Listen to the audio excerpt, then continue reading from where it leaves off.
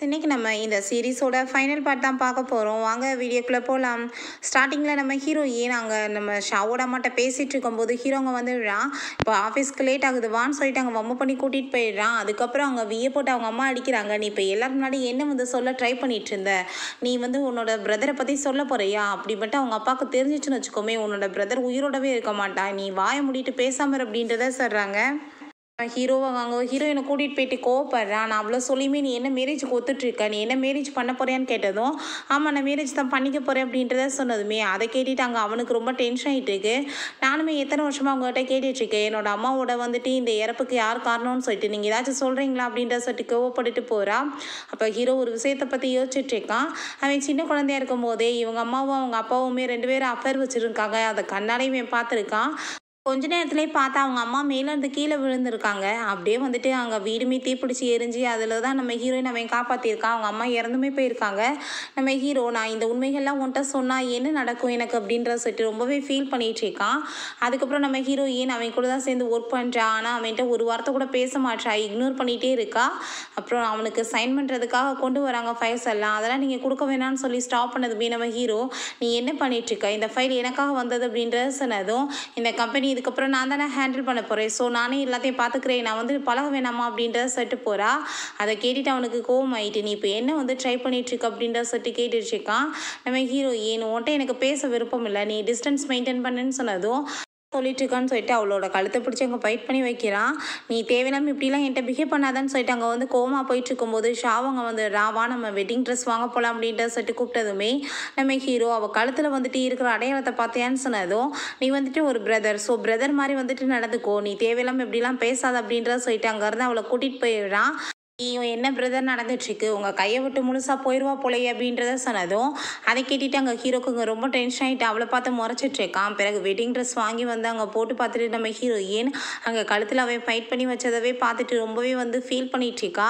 நம்ம ஷா வந்து நீ இதை பற்றிலாம் ஃபீல் பண்ணிகிட்ருக்காத, யாருமே வெளியே வந்து தப்பாலாம் நினைக்க மாட்டாங்க, நான் தான் அப்படி பண்ணிட்டேன்னு நினைப்பாங்க, ஸோ நீ வந்து ஃபீல் பண்ணாதான்னு சொன்னதும் எனக்கே ரொம்ப அசிங்கமாக இருக்குது, நான் எப்படி உங்களை போய் மேரேஜ் பண்ணிக்க முடியும், நான் உங்களுக்கு வந்துட்டு இது பண்ணுற தப்பு இல்லையா அப்படின்றத சொன்னதும், நீ என்னை ஏமாத்தினா தானே தப்பு, நான் வந்துட்டு தெரிஞ்சு தானே உன்னை மேரேஜ் பண்ண போகிறேன், நீ எதை பற்றியும் ஃபீல் பண்ணாத, நான் இருக்கேன் உனக்கு அப்படின்றத சொல்லிட்டு ஒரு நல்ல ஃப்ரெண்டு மாதிரி அவளை கேர் பண்ணிக்கிறான். பிறகு நம்ம ஹீரோ அங்கே வந்துட்டு அவளுக்கு கால் பண்ணிகிட்ருக்கான். பட் வந்து அவள் அட்டன் பண்ண மாட்டா. ஷாவோட சேர்ந்து அவள் லைஃப்பை நல்லாவே அவள் என்ஜாய் பண்ணிகிட்ருக்கா. இவனுக்கு அதெல்லாம் பார்த்துட்டு அங்கே ரொம்பவே டென்ஷன் ஆகிட்டு இருக்கு. நீ வந்து என்ன பிரதர் இன்னும் அவள் வரலையான்னு கேட்டதும் இல்லைன்னு சொல்லிட்டு இருக்கான். அவள் ரொம்ப ஃபீல் பண்ணுறத பார்த்துட்டு அங்கே அவள் வந்துட்டு சரி ஓகே இவனுக்கு நம்ம தான் ஹெல்ப் பண்ணணும்னு சொல்லி அங்கே யார்ட்டையும் கால் பண்ணி நான் வந்து கேட்ட மெடிசனை நீங்கள் உடனே வந்து கொடுத்து விடுங்க அப்படின்றத சொல்கிறா. இவனுக்கு வேறு கொஞ்சம் உடம்பு முடியாத மாதிரி போயிட்டுருக்கு. அங்கே வந்துட்டு இவங்க 2 பேரும் தான் சேர்த்து கூட்டிகிட்டு வர்றாங்க. சரி இப்போ எனக்கு டைம் ஆகுது, நீ வந்து பிரதருக்கு இந்த மெடிசனை கொடுத்துரு, நான் வரேன் அப்படின்றத சொல்லிட்டு போகிறா. அது நம்ம ஹீரோயின்மே வந்துட்டு இவனுக்கு ரொம்ப உடம்பு முடியலன்னு சொல்லி பொறுங்க இந்த மெடிசனை சாப்பிடுங்கன்னு சொல்லிட்டு அங்கே மெடிசன் கொடுத்ததுமே அதை சாப்பிட்டதுமே நம்ம ஹீரோக்கு ஒரு மாதிரி அங்கே ஃபீல் ஆகிட்டுருக்கு. நீ என்ன வந்து பண்ணி வச்ச, எனக்கு வந்துட்டு என்ன மாதிரி மெடிசன் கொடுத்த, எனக்கு ஏன் இப்படி ஹார்ட்டாக ஃபீல் ஆகிட்டுருக்கு அப்படின்றத சொன்னதும் அங்கே நம்ம ஹீரோயின் இந்த மெடிசன் தான் போட்டதுமே அவனுக்கு வந்து புரிஞ்சுக்குது தப்பான மெடிசனை கொடுத்து விட்ருக்காங்கன்னு சொல்லிட்டு நான் இப்போ வாஷ்ரூம் போகணுன்னு சொல்லிட்டு அங்கே வேமா வந்துட்டு வாஷ்ரூம் கிளம்ப போகிறான். பட் அவனால் எந்திரிக்கவே முடியல. நம்ம ஹீரோயின் பக்கத்தில் இருக்கவுமே அவ்வளோதான் அவன் அவுட் ஆஃப் கண்ட்ரோல் ஆகிடுறான். நம்ம ஹீரோயின் கூட சேர்ந்து அவன் ஒன்றா நைட்டை ஸ்பெண்ட் பண்ணிடுறான். நெக்ஸ்ட் மார்னிங் அங்கே ஆஃபீஸில் இருக்கும்போது அங்கே அவங்க சிஸ்டர் வந்து என்ன உங்கள் 2 பேத்துக்குள்ள நடுவில் பிரச்சனையெல்லாம் சால்வ் ஆயிடுச்சான்னு சொன்னதும் அவன் ரொம்ப கோவப்பட ஆரம்பிச்சிடுறான். நீ இதுக்கப்புறம் இந்த மாதிரி வேலையெல்லாம் பண்ணுற வேலை வைக்காத, இதெல்லாம் இல்லீகலானது, நீ இந்த மெடிசன்லாம் வந்துட்டு எங்கே போய் வாங்கின, உனக்கு வந்து இல்லீகலால் கிடச்சிருக்கும், ஜெயிலில் வந்துட்டு பிடிச்சி போட்டுருவாங்கன்னு சொல்லிட்டு திட்டி துரத்தி விட்டான். அப்புறம் நெக்ஸ்ட் மார்னிங் நம்ம ஹீரோயின் எந்திரிக்கும் போது அங்கே அவளுக்கு வயிறு ரொம்பவே பெயின் ஆகிட்டுருக்கு. அங்கே ஷாவுக்கு தான் வந்து ஹெல்ப்புக்காக கூப்பிட்றா. அவளை கூட்டிகிட்டு போய் எங்கள் ஹாஸ்பிட்டல்லையுமே சேர்த்துடுறாங்க. ஏன் என்னாச்சு அப்படின்றத சொல்லிட்டு அவளுக்கு கேட்டதுமே நேற்று நைட்டு வந்து நடந்த விஷயத்தால் உன் உடம்பு வந்து ரொம்ப பாதிப்பாயிருச்சு, நீ ப்ரெக்னெண்ட்டாக இருக்க அப்படின்றத சொன்னதும் அங்கே ஹீரோயினுக்கு ரொம்ப ஷாக் ஆகிட்டுருக்கு. நான் இந்த விஷயத்தை பற்றி பூட்டையுமே சொல்ல முடியாது, அதுக்கப்புறம் என்னோட அப்பாவுக்கு தெரிஞ்சிச்சுன்னா எவ்வளோ பெரிய ப்ராப்ளம் ஆகும், நான் என்ன பண்ணுவேன்னு சொன்னதும் நீ எதை பற்றி ஃபீல் பண்ணாத, இந்த குழந்தைக்கு என்னோட நேமை நான் கொடுப்பேன் அவன் சொல்லிட்டு அவளை சமாதானப்படுத்துகிறான். பிறகு நம்ம ஹீரோயினை வந்து அவன் மீட் பண்ணுறதுக்காக வரும்போது அங்கே பார்த்தா பெட்டு ஃபுல்லாமே பிளட்டாக இருக்கவும் அவன் ரொம்ப பயந்துட்டு வேமா ஹாஸ்பிட்டலுக்கு கிளம்பி போகிறான். அங்கே ஷா வந்து கோவப்பட்டு பயங்கரமாக அடிச்சிடுறான். உன்னை அவள் மீட் பண்ணுறதுக்கே விரும்பலை, நீ தேவையில்லாமல் அவள் பக்கத்தில் இதுக்கப்புறம் வரக்கூடாது, உன்னால தான் அவளுக்கு இந்த நிலைமை ஆயிடுச்சு அப்படின்றத சொல்லிட்டு அவன் ரொம்ப கோவப்பட்டுட்ருக்கான். ரொம்ப சோகமாயிட்டு அப்படியே அங்கே வந்து வெளியே போயிட்டுருக்கும்போது அங்கே ஒரு பர்சன் வந்து நூடுல்ஸ்லாம் சாப்பிட்டுட்ருக்காரு. அதே மாதிரி நூடுல்ஸ் இவனுமே வாங்கி சாப்பிட ஆரம்பிச்சிடுறான். ஏன்னா நம்ம ஹீரோயின் எப்பயுமே அவனுக்கு அந்த நூடுல்ஸ் தான் வாங்கி கொடுப்பா போல். ஸோ வந்துட்டு அவளை நினச்சி அவன் ஃபீல் பண்ணிகிட்டே அங்கே சாப்பிட்டுட்ருக்கான்.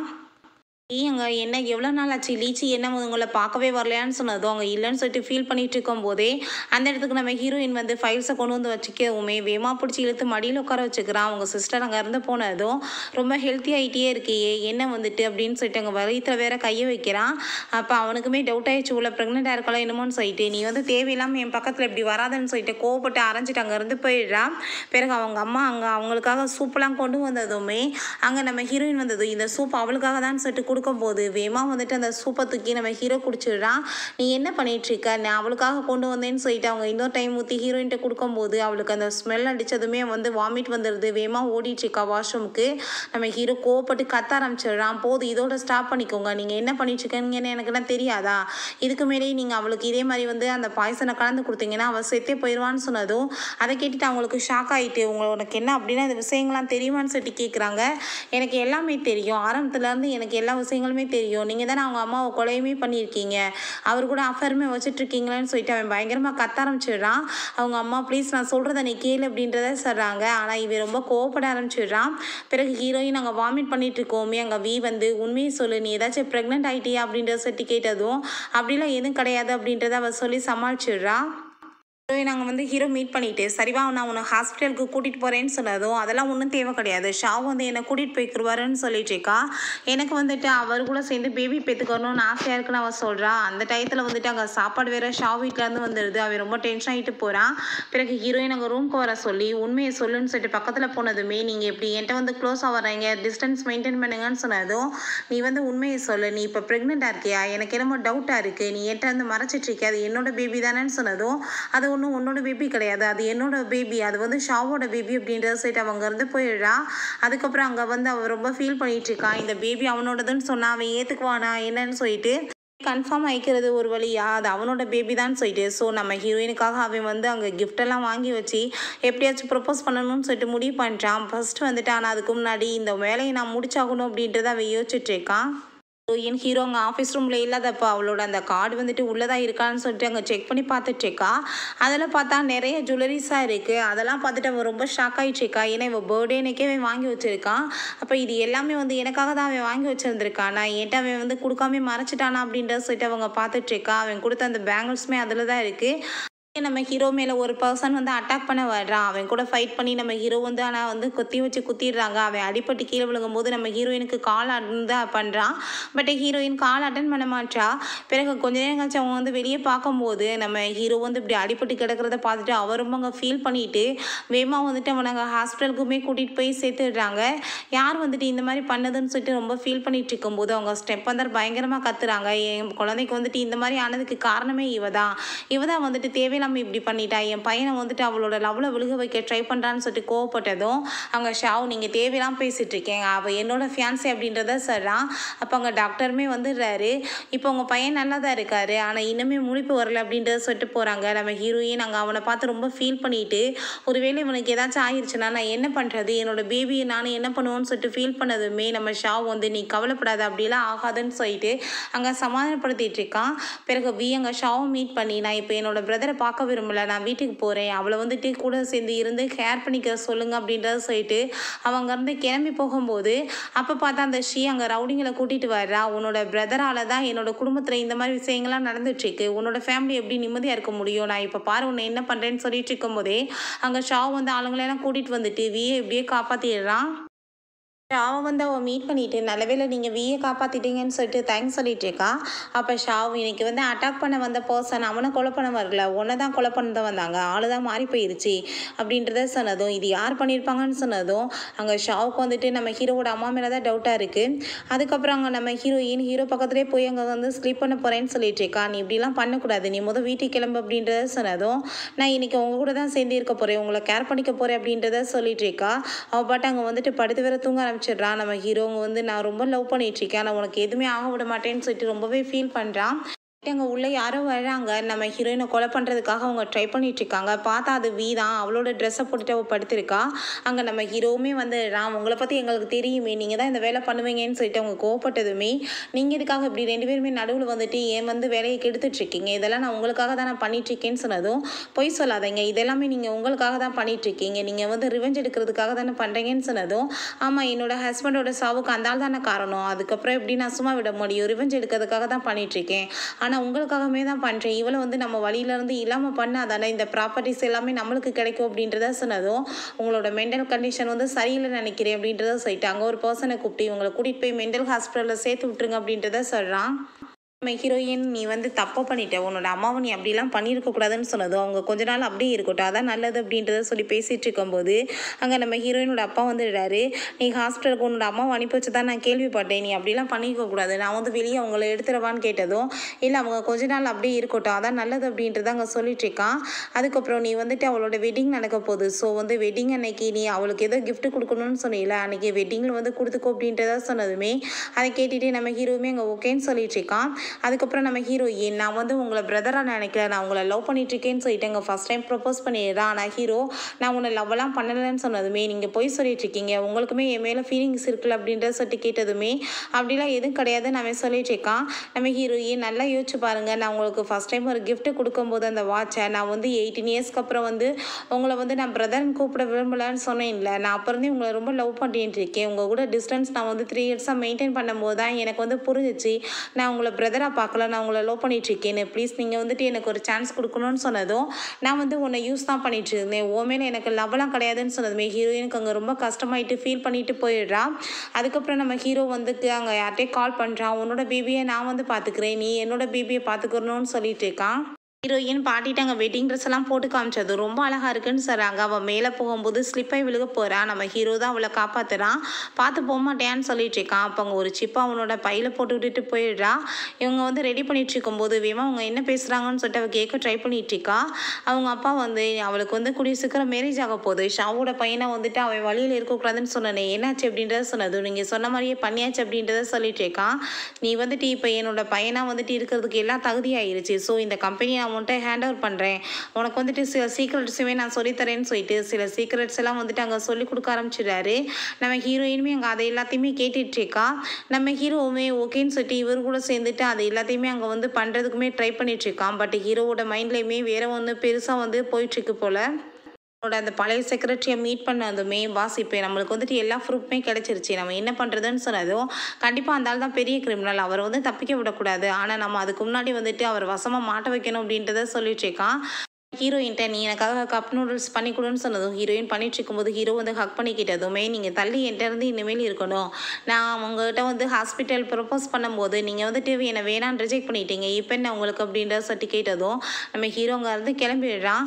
அதுக்கப்புறம் நம்ம ஹீரோயின் நம்ம ஏதாச்சும் ஒரு ஐடியா பண்ணி அங்கே என்ன லேப்டாப்பில் இருக்கணும்னு சொல்லிட்டு பார்க்கணுன்னு போய் திருட்டு வேலையெல்லாம் பண்ணியிருக்காரு போல். அதுக்கான டாக்குமெண்ட்ஸ் எல்லாத்தையுமே அந்த பென்ட்ரைவில் மாற்றிட்டு அவள் போகும்போது அவங்க அப்பாங்க உள்ளே வந்துடுறாரு. நீ என்னங்க பண்ணிட்டு இருக்கன்னு கேட்டதும், நான் வந்து மேரேஜ் நாளைக்கு ரிஜிஸ்டர் பண்ணலப்பா, அதுக்கு தான் என்னோட கார்டு எடுக்க வந்தேன்னு சொல்லிட்டு அங்கே இருந்து போகிறா.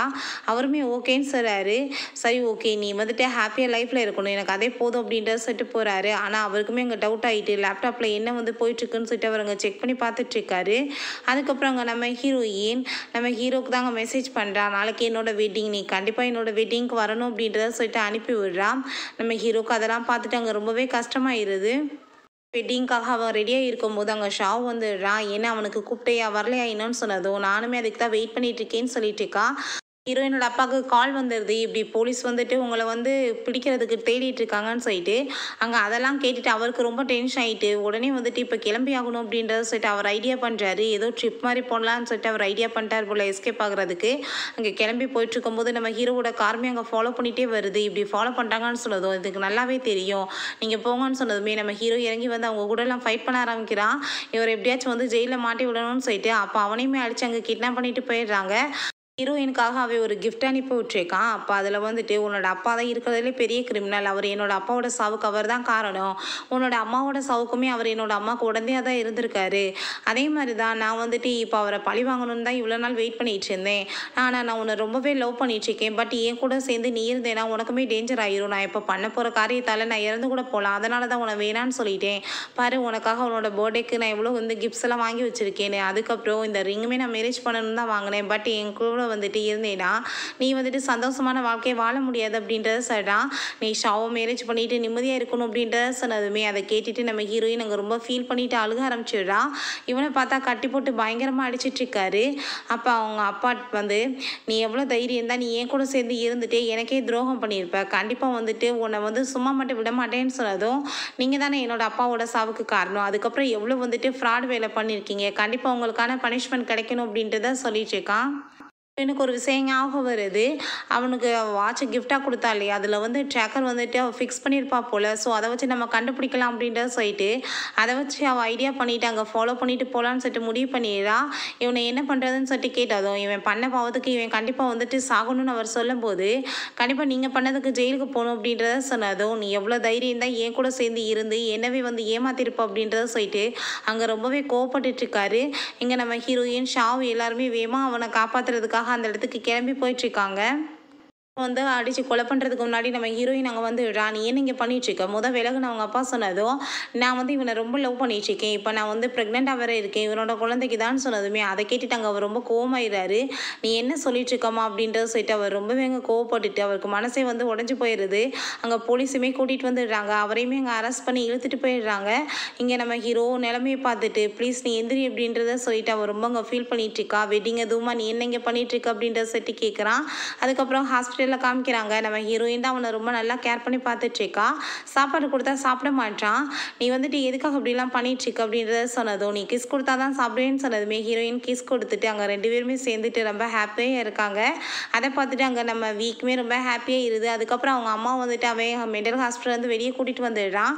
அவங்க ரொம்ப ஹாப்பியாக வர்றாங்க. பட் வந்துட்டு இவங்க பண்ண பாவத்துக்கு இவங்க ஜெயிலுக்கு தான் போகணும்னு சொல்லிட்டு ஜெயிலில் அடைச்சி வச்சிடுறான். அப்போ நீ அவனோட அம்மாவை இப்படிலாம் பண்ணியிருக்க கூடாதுன்னு சொன்னதும் அவங்க பண்ணதுக்கு அவங்களுக்கு தண்டனை கிடைக்க வேணாமான்னு சொல்கிறான். பிறகு நம்ம ஹீரோயின் இந்த பென் டிரைவ் உனக்கு ஹெல்ப்ஃபுல்லாக இருக்கும், நான் வந்து எல்லா டாக்குமெண்ட்ஸையும் அதுலேருந்து எடுத்துட்டேன் அப்படின்றத சொல்லிட்டு 2 பேருமே வந்துட்டு இனிமேல் எல்லாத்தையும் நடந்ததை மறந்துட்டு ஹாப்பியான லைஃப்பை வாழலாம் அப்படின்றத சொல்லிட்டு முடிவு பண்ணிடுறாங்க. ஏன்னா அவங்க அப்பாவை போய் அங்கே ஜெயிலில் மீட் பண்ணிவிட்டு அவர் ரொம்ப ஃபீல் பண்ணிகிட்ருக்கா. அவருமே நடந்ததெல்லாம் நினச்சிட்டு அவர்கிட்ட வந்து மனசார மன்னிப்பு கேட்குறாரு. நான் உங்களுக்காக வெயிட் பண்ணிகிட்ருப்பேன்ப்பா, நீங்கள் வந்துட்டு வரும்போது கண்டிப்பாக நல்லபடியாக திருந்தி வரணும் அப்படின்றத சொன்னதும் அவருமே அங்கே ரொம்ப எமோஷ்னல் ஆகிடுறாரு. வீட்டுக்கு வந்துட்டு 2 பேருமே ரொம்ப ஹாப்பியாக இருக்காங்க. அப்போங்க நம்ம ஹீரோயினுக்கு கிஸ் கொடுத்ததுமே நீ இப்படியே பண்ணிச்சுக்காம கூட்டிகிட்டு போய் என்னை வந்து மேரேஜ் பண்ணிக்கோ அப்படின்றத சொன்னதும் நெக்ஸ்ட் டேவே 2 பேருமே போய் அங்கே ரிஜிஸ்டர் பண்ணிட்டு வந்துட்டு இருக்காங்க. அப்போ ஷாவாங்க அவங்க பையனை கூட்டிகிட்டு வந்ததுமே அங்கே ரொம்ப ஹாப்பியாகிட்டு எல்லாருமே பேசிகிட்டு இருக்காங்க. நம்ம ஹீரோ அவங்க மேரேஜ் சர்டிஃபிகேட்டை காமிச்சிட்டு இவ என்னோட ஒய்ஃப், இதுக்கப்புறம் நீ இவட்ட டிஸ்டன்ஸ் மெயின்டைன் பண்ணணும்னு சொன்னதும் நம்ம ஹீரோயின் நீ எதுக்காக அவன்ட்டு இவ்வளோ தூரத்துக்கு மோசமாக பேசிகிட்டு இருக்கா, அவன் எனக்கு ஒரு நல்ல ஃப்ரெண்டு தெரியுமா, எனக்கு எவ்வளோ ஹெல்ப் பண்ணியிருக்கான்னு தெரியுமான்னு சொன்னதும் நானுமே தான் அவனுக்கு ஹெல்ப் பண்ணியிருக்கேன், அவனோட குழந்தையை காப்பாற்றுறதுக்கு நான் தானே ஹெல்ப் பண்ணேன் அப்படின்றத சொல்லிட்டு அங்கே ரொம்பவே ஹாப்பியாகிட்டு பேசிகிட்டு இருக்காங்க. இப்படியே வந்துட்டு 7 months ஆகிடுது. ஹீரோயினுமே அங்கே பேபியை வந்துட்டு எப்படி வந்து வளர்க்கணும், எப்படி வந்து ஹாப்பியாக இருக்கணும் அப்படின்றத சொல்லிட்டு அங்கே ரொம்பவே வந்துட்டு ஹாப்பியாகிட்டு பேசிகிட்டு இருக்காங்க. அப்புறம் ஃபைனலாக அவளுக்கு டெலிவரி டேட்டுமே வந்துடுது. அங்கே டெலிவரி ஆகும்போது அங்கே பெயின் தாங்க முடியல, அவள் கத்திட்டு அழுதுட்ருக்கா. இதுக்கெல்லாம் காரணமே நீ தான், உன்னால தான் எனக்கு இத்தனை பிரச்சனை, நான் வந்துட்டு இவ்வளோ கஷ்டப்பட வேண்டியதாக இருக்குன்னு சொன்னதும் நம்ம ஹீரோ குழந்தைய வந்துட்டு பொண்ணுங்க தானே பெற்றுக்குவாங்க, இதுக்கு என்னை திட்டான்னு சொன்னதும் அவளுக்கு பெயின் ஆகிட்டுருக்குல்ல அதனால தான் அப்படின்றத சொல்லிட்டுருக்கா. அதுக்கப்புறம் அங்கே வந்து பாய் பேபி பிறந்திருக்காங்க அப்படின்றத சொல்லிட்டு அங்கே இருக்காங்க.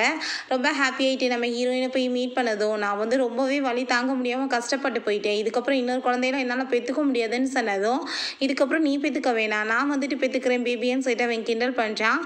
அதுக்கப்புறம் அங்கே வந்துட்டு நம்ம ஹீரோயின் கொஞ்ச நாள் கழிச்சு ஹீரோட்ட எங்கே வந்துட்டு குழந்தைய காணோம் அப்படின்ற சொல்லிட்டு கேட்டதுமே குழந்தைய வந்துட்டு என்னோட சிஸ்டர் வச்சுருக்கான்னு சொன்னதும் வச்சிருக்காளா, நீ என்ன சொல்லிட்டு இருக்க, அவட்ட காசை கொடுத்து எதுவும் குழந்தைய வச்சுக்கோன்னு சொல்லியிருக்கியான்னு கேட்டதும் ஆமாம் அவள் குழந்தைய பார்த்துக்கிறதுக்கு நான் 2 million கொடுத்துருக்கேன், அவள் குழந்தைய நல்லபடியாக பார்த்துக்கிறட்டும், நம்ம இன்னொரு பேபிக்கு ட்ரை பண்ண வேணாமான்னு சொன்னதும் சொல்லிட்டு இருக்க, காசை கொடுத்து குழந்தைய அவளை வச்சுக்க சொல்லியிருக்கேன் அப்படின்னு சொல்லிட்டு அங்கே பேசிட்டு இருக்காங்க. அப்போ கரண்ட் வேற போயிடுது. நம்ம ஹீரோயின் அங்கே ரொம்ப பயந்து போயிடுறா.